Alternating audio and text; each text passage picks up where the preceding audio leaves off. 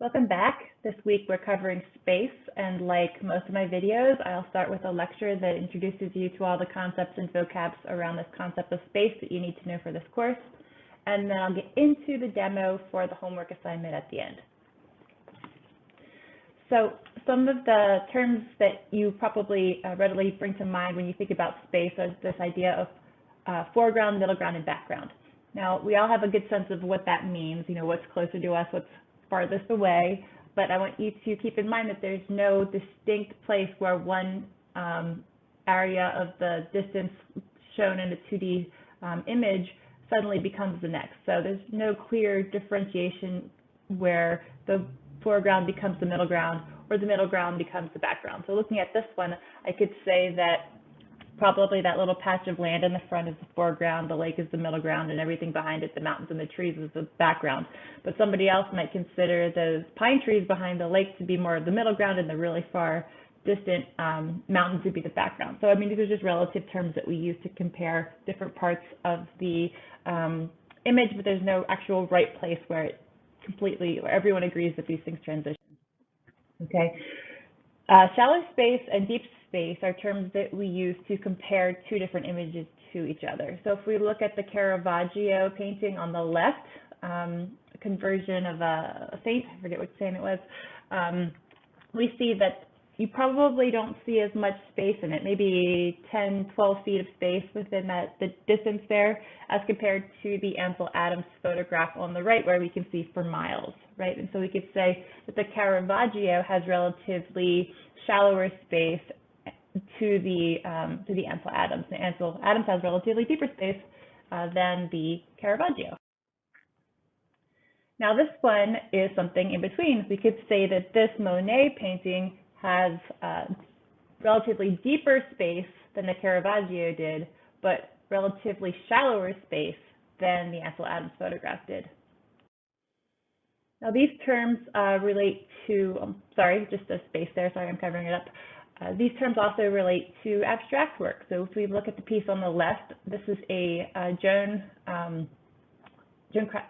Lee Krasner. This is a Lee Krasner abstract, and it looks like there's no distance in it at all. So we say that it looks almost totally flat, or like it has extremely shallow space.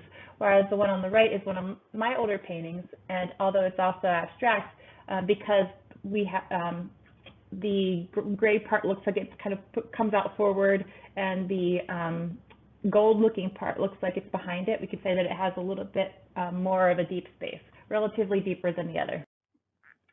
So what is the difference between shallow and deep space, the terms, and the terms foreground, middle ground, and background? So I'll let you pause me for a second to try to figure it out, and then we'll come back.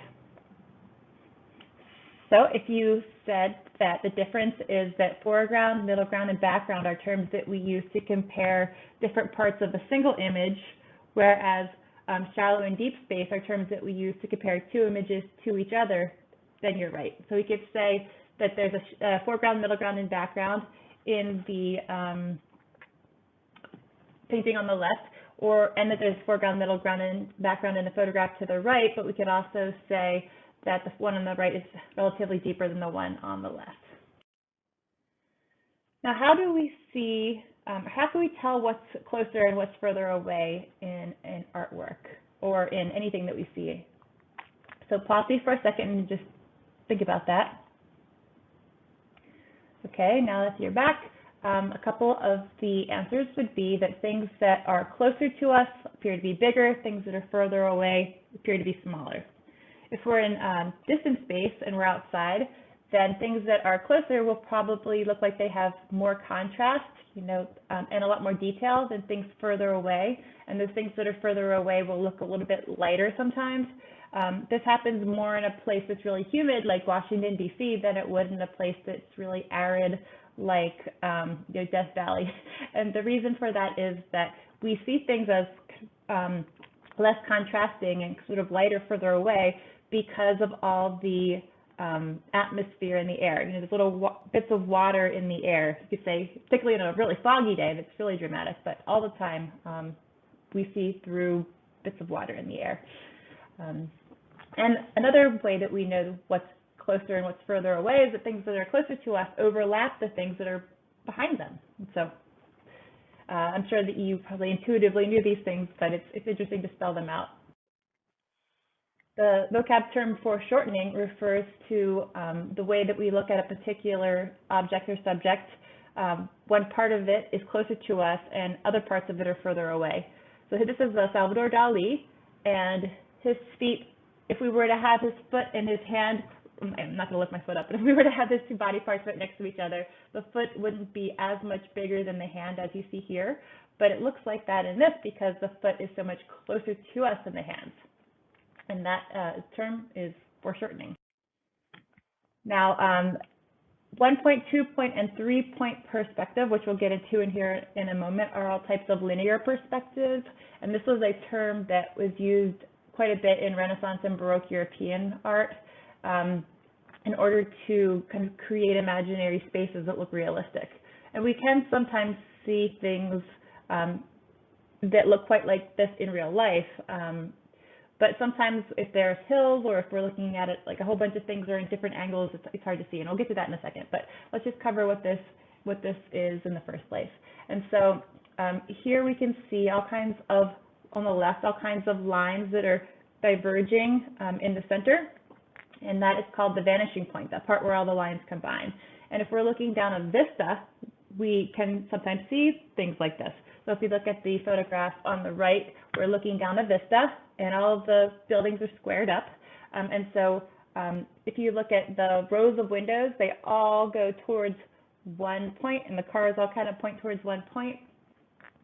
Now, if we're looking at the side of a structure, we could see with 2-point perspective because we're looking at two different vistas, right? We can see both of its sides. And so we have two vanishing points. And often a vanishing point will go way off of a picture plane. And so if we were to look at the yellow and white building on the right, we could see that where the edges of it would diverge are way far off of the picture plane.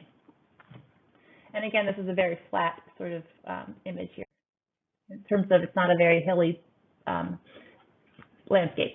And if we could see 3 angles of a building, and that building is really quite squared up, then we'll see 3 vanishing points. And so this happens when you're looking up at the edge of a building or looking down at the edge of a building, like you're in a helicopter, like on the one on the left. And you can see how both of these sort of look like that. And this kind of schema for creating landscapes was developed in Europe during the Renaissance period. And you can see the painting on top by Leonardo da Vinci is the Annunciation, which is the moment in Christianity where the angel Gabriel goes to Mary and says that she's pregnant. And again, this is a very flat landscape, and so it works out really well in creating a convincing looking landscape. And you might have done this in school when you're in high school, like designing your own sort of landscape, but it doesn't work so well when you're actually trying to draw something in real life. I mean, if you are really great at math, you could probably make it work, but frankly, I find it a lot easier to draw just by like figuring out what the angles actually are and imagining that the land is like a big table with a still life on it rather than trying to use rulers and math and everything to get the linear perspective figured out. So for example, look at the image of me below, and I know it looks like a kind of a goofy image of me, and you'll see why I'm doing this later in the demo. This is part of my demo. But this is on the street near my apartment, and it sort of looks like we're looking down a vista, like 1-point perspective, doesn't it? Except that I'm standing on something that is hilly, and it curves more, becomes more of an extreme hill towards the top, and so the lines aren't perfectly straight.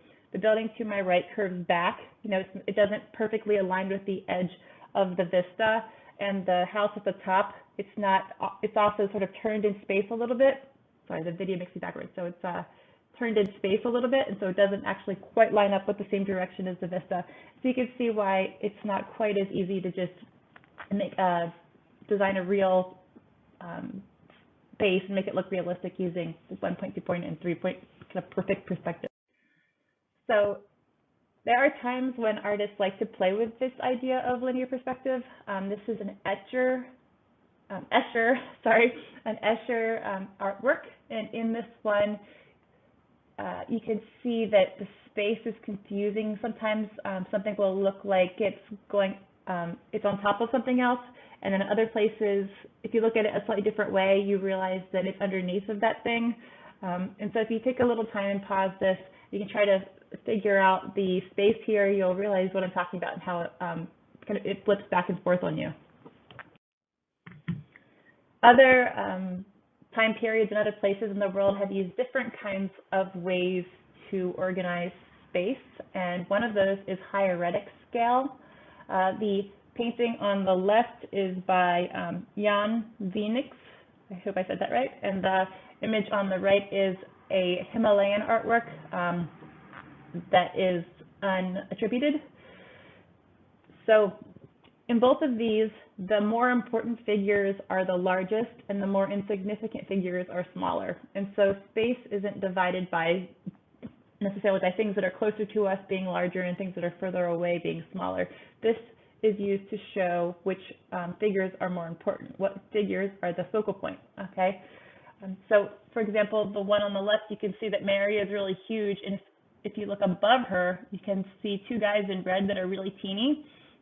And you could say, okay, maybe they are a little bit further away, but then look again at the people who are actually touching her. The little guy in the green on the left, the little guy, I guess they're angels, on the right of her in the yellow and black outfit with the orange wings, quite a bit smaller than she is, even though presumably they wouldn't be necessarily otherwise, except that they're not as important as she is. Another way to divide space is this idea of vertical location.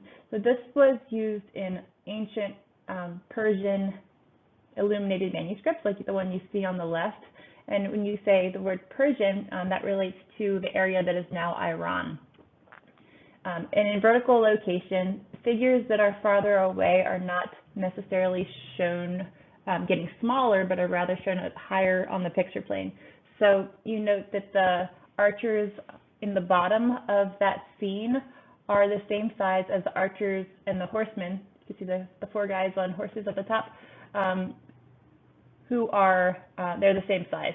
But because they're higher up on the picture plane, the viewer can read this as being farther away. And this is something that's still used in American folk art today. So on the right, we see an image by the American folk artist Grandma Moses, and in this one, the people are all the same size throughout the entire piece as well. But we can tell that the ones that are lower down are meant to be closer to us, and the ones that are higher up on the picture plane are meant to be further away. Multiple perspective refers to a way of showing objects in space in which multiple angles of the object are put together as a composite. And so we see this with ancient Egyptian artwork and hieroglyphs. Excuse me. And you see the two ancient Egyptian figures here from multiple angles. For instance, you can see that the woman, her shoulders are facing us, but her side, you can kind of see the side of her behind. And the reason that, excuse me, these were depicted that way is because they wanted to show the most recognizable parts of the body combined together. So it's easier to recognize shoulders when seen from this way than, from this way. And it's easier to see a behind sort of from the side. You can see that it comes out like that. And look, within all of these, we can see the fingers, even though it looks from the middle part of the body like they're standing sideways, in which case we might see the hands more like this, but then you wouldn't see all the fingers. And so they turn it a little bit so you can see the fingers, so the hand will be more recognizable. That's the theory anyway for why people were depicted this way in ancient Egyptian artwork. And this is also used in Cubist artwork. If you think about, I'm sure you've seen lots of images of Picasso where he has women or whoever he's painting, their nose might be going this way, the mouth might be going the other way. So lots of different angles of the person's face all combined into a composite. And that would be an example of multiple perspective, that Cubist idea.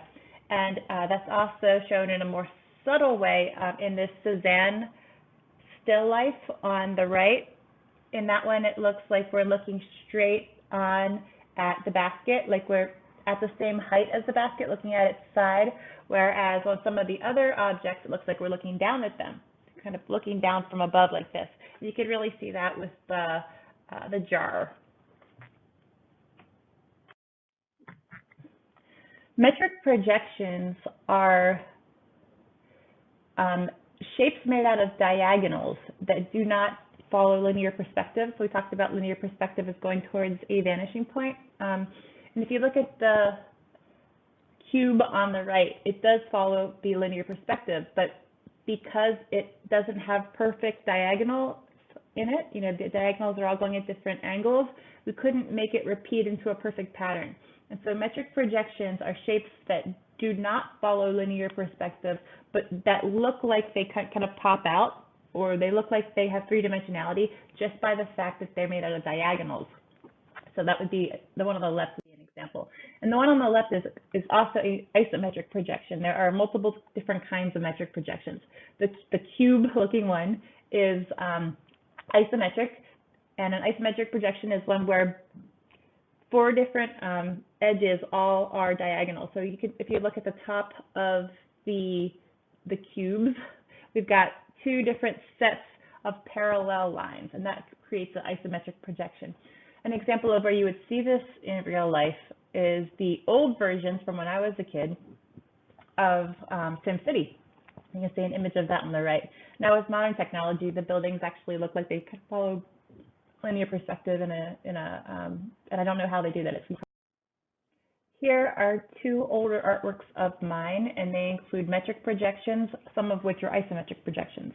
If you look at the one on the left, you can see 2 different patterns in here that have 2 different parallel sets of diagonal lines. You see that in the black, gray, and lilac colored cube, and you also see that in the cube that has a hole in it, the lilac, blue, and gray cube. It's basically the same. It has 2 parallel angles, but it also has a little notch in the middle of it that makes it look like it has a hole in it, and the next layer kind of pulls up a little bit higher than the one with the black does. And you see a different kind of metric projection that is not an isometric projection that looks like a star, and it looks like it pops out forward too, doesn't it? If you look at the one on the right, you also see that same pattern with the cubes with the hole in it in the green sections. And another type of metric projection besides isometric projection is the oblique projection. In an oblique projection, you still see 2 sets of parallel lines, but instead of having 2 diagonal sets of parallel lines, you have 1 set of diagonal lines and another set of lines that are not diagonal, that are just completely horizontal or completely vertical. And this schema was used in a lot of ancient and some contemporary Chinese and Japanese art. The term in Japanese for what you see in the image above is fukinuki yatai. I hope I said that right. And that means blown off roof. And this was often seen in Japanese artwork because the artist wanted to depict the architecture plus a bit of the outside of the scene, plus what was happening on the inside of the scene. And you can imagine if the walls were to go back towards each other as if they were going towards a vanishing point, there would be a lot less room inside the building for the figures to be enacting the narrative. So often with these images, you'll see multiple images that tell a story, and sometimes you need lots of figures in the building to tell the story. And so this was a way of depicting space that allowed for the viewer to see inside and see more of what was happening in there. And this is sometimes seen in contemporary artwork as well. Below we can see a David Hockney painting, and you will note that it's set up very similarly to the space above. We're not looking into architecture, but rather we're already inside of a building, but the desk upon which he's writing, the paper upon which he's writing, the rugs on the floor, the hole in the floor that has stairs going down. All of them have one set of parallel diagonal lines and one set of parallel lines that are not diagonal. And so he was probably inspired by the type of artwork that we see above in creating this piece. So impossible objects are fun. If you take a second and pause me, you can spend some time looking at the middle comic book strip here. So just do that now. Okay, I hope you're back now. You note that this shape couldn't possibly exist because it seems to cave in on itself. Part of it looks like it goes up, and then if you look at it a different way, it looks like that part is laying down backwards into space.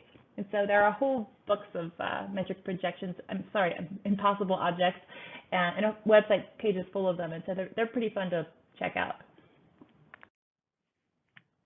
Now we're going to talk about a different kind of space, not how to design space going back, looking like it goes back beyond, but actually the sides of an artwork, okay? So there are two terms that we use, open and closed compositions.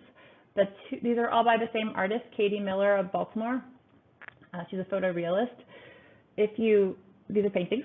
If you look at the two artworks on the left, we can see that these are almost like photographs, or like we're looking through a window at a scene. In the upper one, the chair, the recliner in the upper right part of that image just gets cut off by the edge of the picture plane.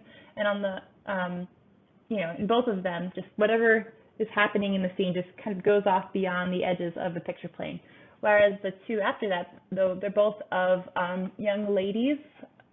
The one on top with the blue background and the one on the bottom with the gray background. And both of these we would refer to as closed compositions because everything that happens within them is within the picture plane. Nothing overlaps the edges of the picture plane. It's not as if it's just a moment in time that's frozen that if we could step into it, we could just continue to walk right out of the scene. Now, these are both relative terms as well. So let's look at the one on the far right of the little boy with the gerbil that's smoking a cigarette. We note that most of the things are within the picture plane. The gerbil doesn't go off the edge, the little boy doesn't go off the edge, but the gerbil seems to be standing on some kind of foam surface, and that does go off of the edge of the picture plane. So we could say that that one is relatively more of an open composition than the ones of the young ladies with the solid colored backgrounds, but it's a relatively more closed composition than the two on the left that have lots of things going off the edges, as if they were photographs.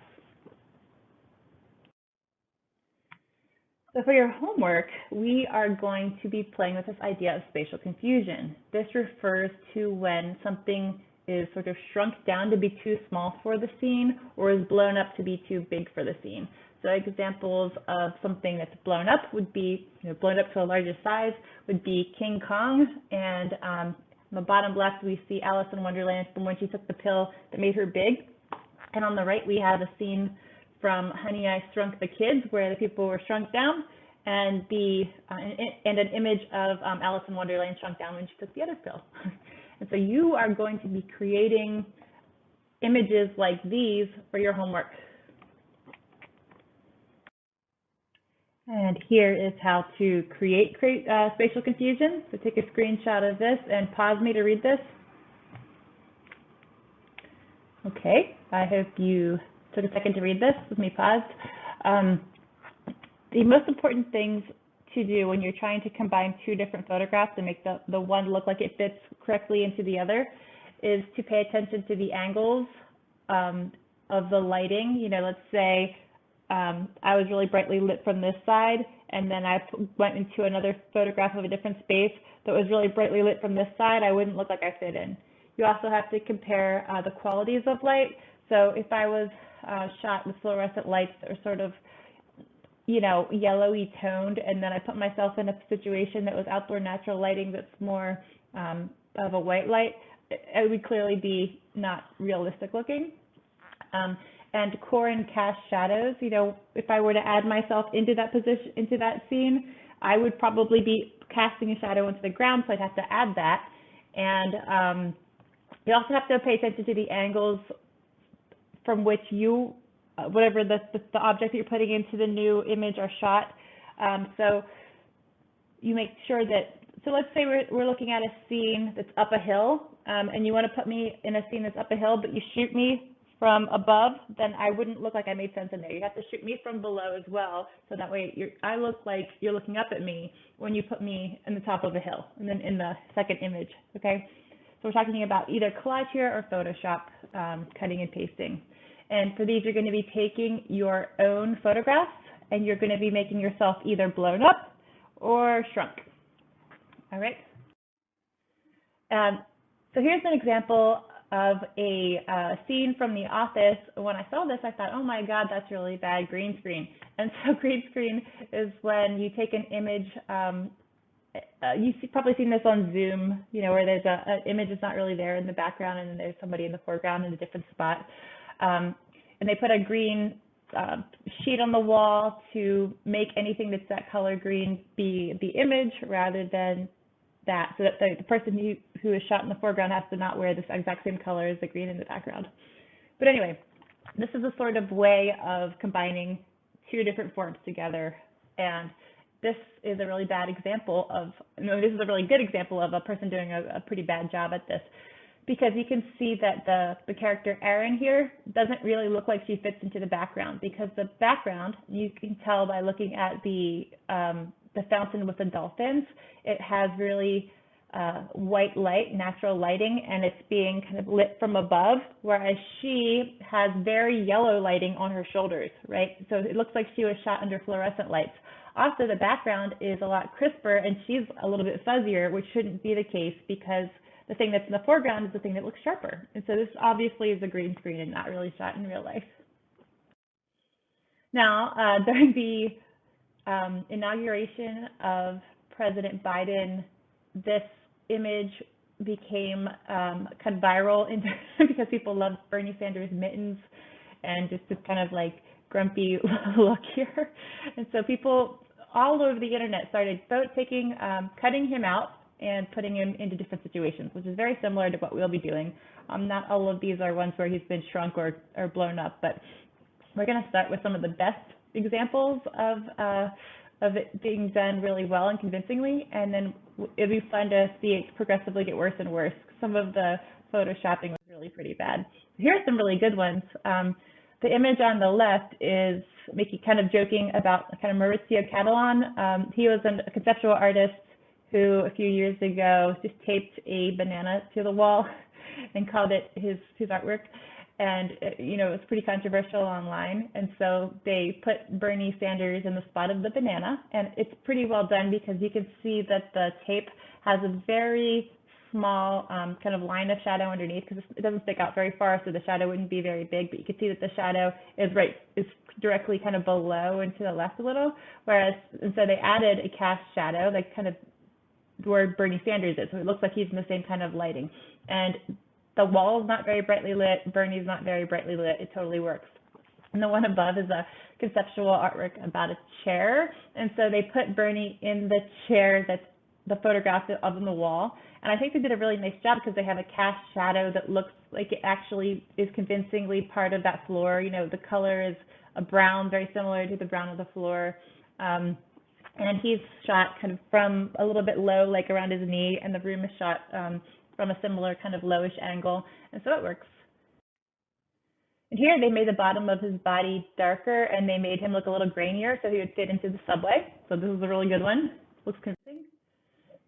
This one looks convincing. So in the original photograph, Bernie's, you could see more of the underside of his legs than his behind, and here they cut it so that way he would look like Keanu in terms of it being shot from below. You can see the ridge of the seat there, so this is a really nice one. Also, Keanu's not in a very bright light, neither is Bernie, so they look like they're really together. And this one's not quite as good, but it would be hard to do a good job with this one. But it's pretty good. They made him grainier, so he would look like he's in the scene, and they also, the photograph of Bernie has a lot of contrast, and the image with Darth Vader has a lot of really intense contrast too, so I think it works pretty well. And this one is really pretty good, pretty convincing. the lights are coming from directly above the tables. That's why the girl is backlit, who he's playing chess with.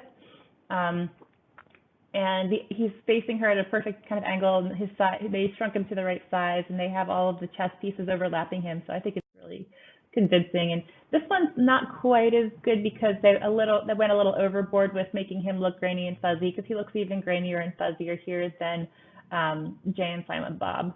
But this image was shot fairly low, and the image of Bernie, like I said, was probably shot from about the height of his knee, so it did pretty well. This one's really pretty good too. They did the same thing with the underside of the leg so we could see the chair, and it's shot pretty low, and both are pretty crisp. Here's ones that aren't quite as good. So you note that Bernie is a lot more crisp than the rest of the image, so that they probably should have reduced the contrast a little bit there. But also, do you note how one of his hands comes forward and it's in front of the bowl? That doesn't make sense because his hand doesn't come out very far, and the bowl is really a bit further out on the table, and so just the spacing doesn't really make sense there. That was Big Lebowski. And this is Kennywood, and we can see that the light is hitting the cart that he's in from, sorry, it reverses my image on the PowerPoint, but from this side, you can see that the cart that he's in is lit up on the left, whereas he has no highlight on him at all. So he doesn't really look like he's there. If they had added a highlight to him on his left, it was a lot more convincing. And this one doesn't look like he's glowing. It looks like he's backlit. It looks like something behind him is glowing. And I think the idea was that he was supposed to be glowing. So they would have had to put some of this yellowy light in front of him to make it work. This one, you can see a white edge all around him that makes him not look like he's really sitting there. And also the whole image is a little blurry because of the snow going over everything. And he is very crisp, so he doesn't really look like he's there. This one, not so bad, but he doesn't have any cast shadow off of his foot. You see there's a cast shadow that goes left. They added a cast shadow off of a lot of his body, but the foot that's touching the ground has no shadow off of it. They would have needed that. Here he's too dark, like all the figures are brightly lit, and he is kind of in shadow, so he doesn't look like he's really here with the Friends cast. Here he has a lot more contrast than all the things in the foreground. Look at the woman dancing, for example, in the red dress. You can see there's frills here, but there's not a lot of contrast. Like the darker parts and the lighter parts are very close together, whereas Bernie has a lot of like he's really light in some places, really dark in some places, so he has a lot more contrast. He's much crisper, and because he's further away, it just doesn't make sense. It just doesn't make sense for the image, but it's a pretty good one. It's okay.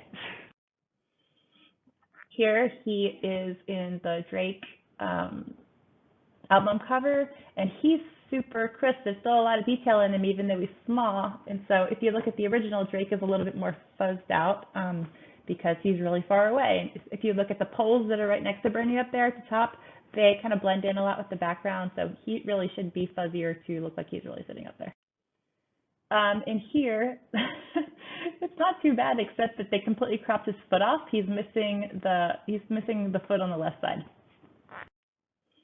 Here he would fall off of the plank because he's turned towards us instead of toward the direction that the plank faces. You see how everybody's facing one direction so they could stay on the plank, whereas he's kind of shifted. He turns in space with one of his butt cheeks isn't even on. He would completely fall off. It doesn't quite work.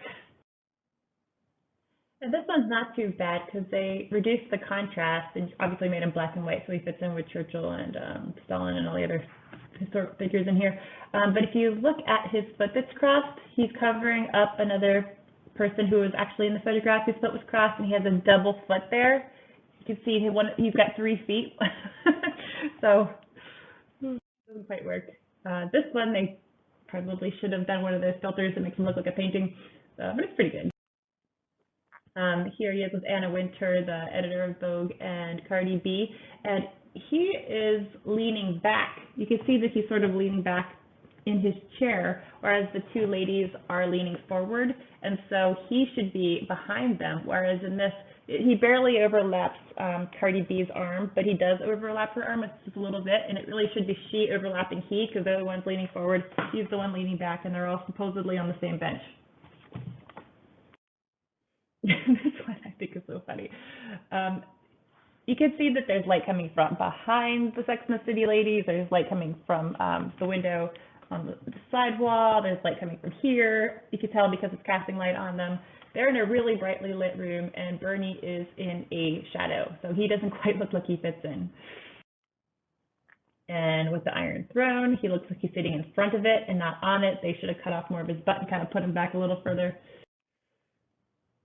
My partner was annoyed that I called this Street Fighter. It's actually Mortal Kombat. They were both games when we were children. But anyway, you can see that he's a little hidden in this one. Bernie is sitting in the throne in the back watching the combat. And the whole thing is really pixelated because it's from the early 90s, and he is not pixelated, so it doesn't really work. And here he is sitting above the seat. You see there's a space between where his butt is and where the seat is, so it doesn't quite work. This one is, now they're just going to get worse. They're going to get funnier and worse. This one, he's not red. He's not in any kind of red light. They should have added some red light to him. He also doesn't cast any shadows. It's like a vampire. And again, he has no shadows. You can see that all the figures have little shadows right underneath of them. Not for Bernie.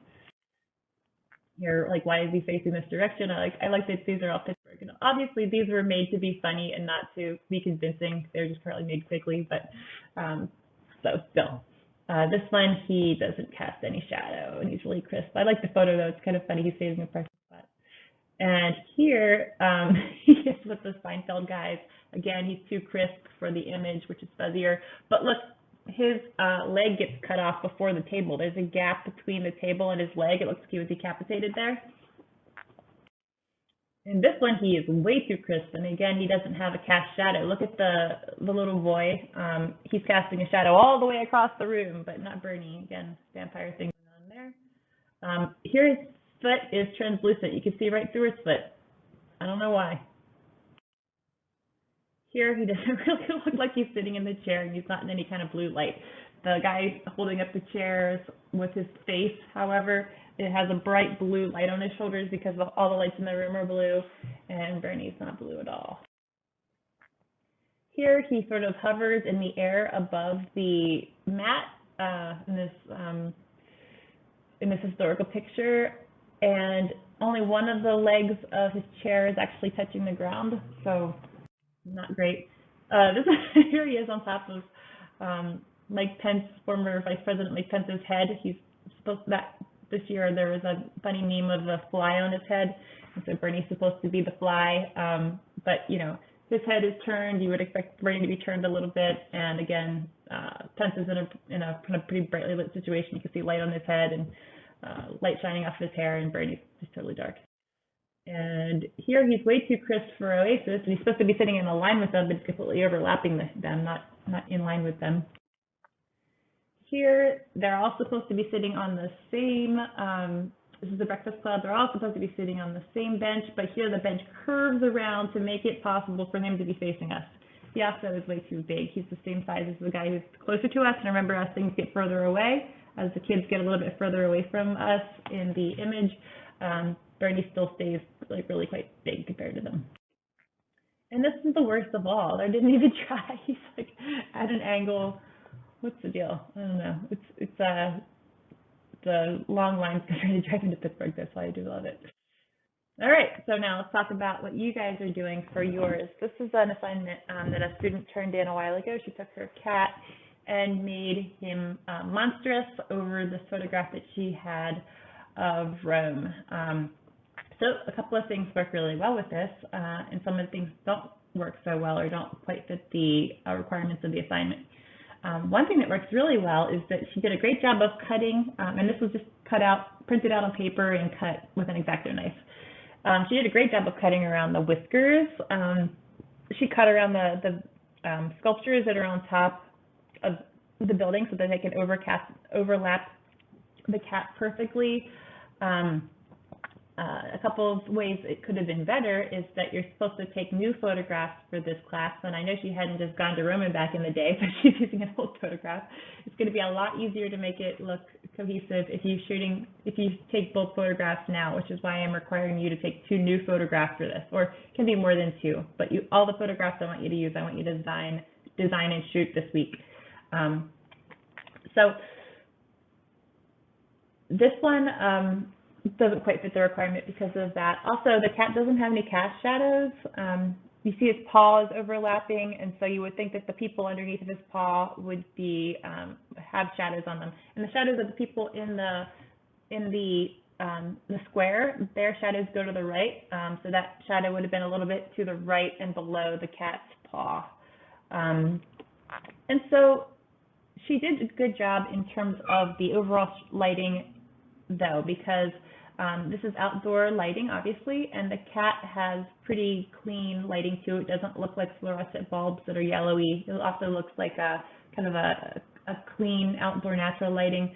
And the scene is highlighted from the left. We could tell that the sun is on the left because people are highlighted on that side and the shadows go towards the right. And the cat is also highlighted on the left. So in certain ways, this works, and in certain ways it doesn't. All right, so let's review everything we covered today before we go into my demo of how to go about creating spatial confusion, a spatial confusion image. So we talked about foreground, middle ground, and background, shallow and deep space, ways to show deep space. So these are things that you're going to want to keep in mind for when you're making your spatial confusion. Sizes, nearer to us are bigger. Atmosphere, things further away tend to be fuzzier when we're talking about deep space, fuzzier and lighter. Things that are closer to us overlap with things behind it, and perspective, the angles at which we're seeing things. Foreshortening, this is like this one, something coming towards you in a form, it looks bigger than it would compared to the other thing that's the same size, right? 1 point, 2 point, and 3 point perspective, all different kinds of linear perspective from the European Renaissance period, and sometimes works in the way we actually see things, and sometimes it doesn't. Hieratic scaling, important things are bigger than things that are not important. Vertical location, things that are further away are higher up on the picture plane. Multiple perspectives, so when we see multiple images, multiple angles of a thing, all combined, like in Cubist artwork. Metric projections, those are shapes that don't follow linear perspective rules, but that look like they're 3D based on parallel diagonal lines, either this way or both ways. And impossible objects are the ones that they look kind of like they flip in on themselves, and they're really quite fun to look at. And I would look up websites of them if you're interested. And like just Google impossible objects, and you'll find lots of different kinds. Open and closed compositions, and we talked about spatial confusion, which is your homework assignment. So if you have questions about any of these, please email me or bring them to class when we meet. And now on to the demo about how to make spatial confusion.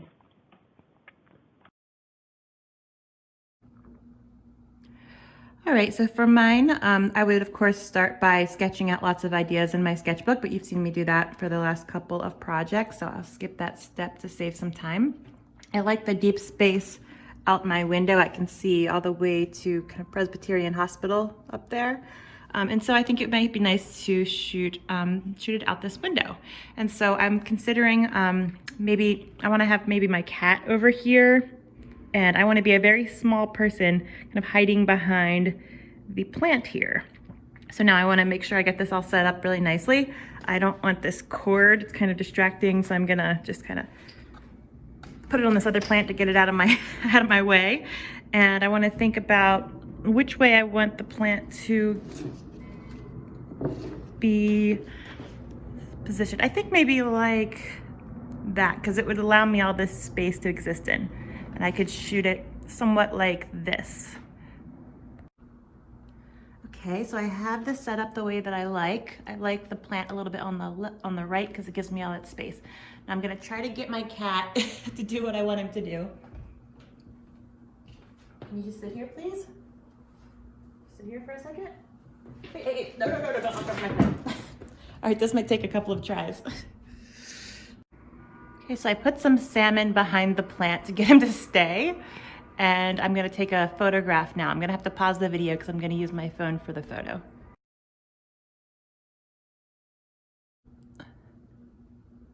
Okay, I finally got a good photograph of my cat Leo. Took a little while, he did not love that. So what I wanna have is myself right here as a tiny person kind of hiding behind the plant from the cat. And so I noticed that you can see that there's a stripe of shadow that comes across here, and it goes right up the side of the the plant. So I would have to have a stripe sort of coming up me, but this is way too small to cover my body with the stripe. And so I need to find a way to get a different stripe. So, taking you off the tripod.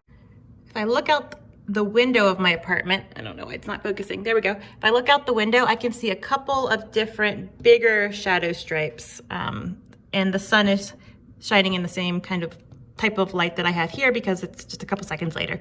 So I want to run outside before any clouds cover up the sun, and I need to be sure to get that stripe that's going to be covering my body to be at the same angle as this stripe in the photograph. So I'm going to take a little drawing of it. Okay, so I filmed an angle based on the photograph that I took, showing the angle of this from the vantage point of the photograph that I took. And so it's a pretty steep angle. So when I go outside, I need to get my tripod set up, or I mean, if this is you, you could have your friend help you take photographs so that we can get the exact same angle. I need to move the tripod around until I see that it's gonna shoot at that same angle. And I want you to notice what I'm wearing too, because I'm gonna be against a white surface and the leaves are green, which are the opposite color from red on the color wheel. I decided to wear red and black pants, black being kind of a very different kind of color than the white, so that I'll stand out a lot in the photograph. Also, it'll be nice because there's a little bit of red up here that will match me, and the black of my pants and the white of the scene will match the black and the white cat. Something else to consider once I get outside is how high the camera should be as opposed to me. Now, I shot the photograph at about this height, and so I'm looking, the middle of this is right towards the middle of the plant, and I'm gonna be shorter. I'm gonna be like way down here. So when we go outside, I don't want it to photograph me in the middle of my body. I don't want it to be like from this angle, because that's not how the original photograph is of the plant, and I need it to be the same so that it all fits together. So my tripod isn't tall enough to make it shoot from way above me. And so I'm gonna get my partner, who's much taller than I am, to take the photograph outside, and he'll actually have to put his arms up in the air too to get the middle of the photograph to be above me and be far enough away that you'll see my whole body, even though I'm gonna be shot from above. Okay, I'm here with my tall person, and he needs to try to get the same angle that's here up there in the photograph. So I'll let him keep that, because he's also gonna have to shoot from above my head, because remember that the original photograph was shot from higher than my head. So honey, you're gonna have to put your arms really far up. Okay, and keep this paper, and then I'm gonna take the coat off because I wouldn't be wearing a coat inside. Are you still at that angle? Yes. Okay, it's straight across me.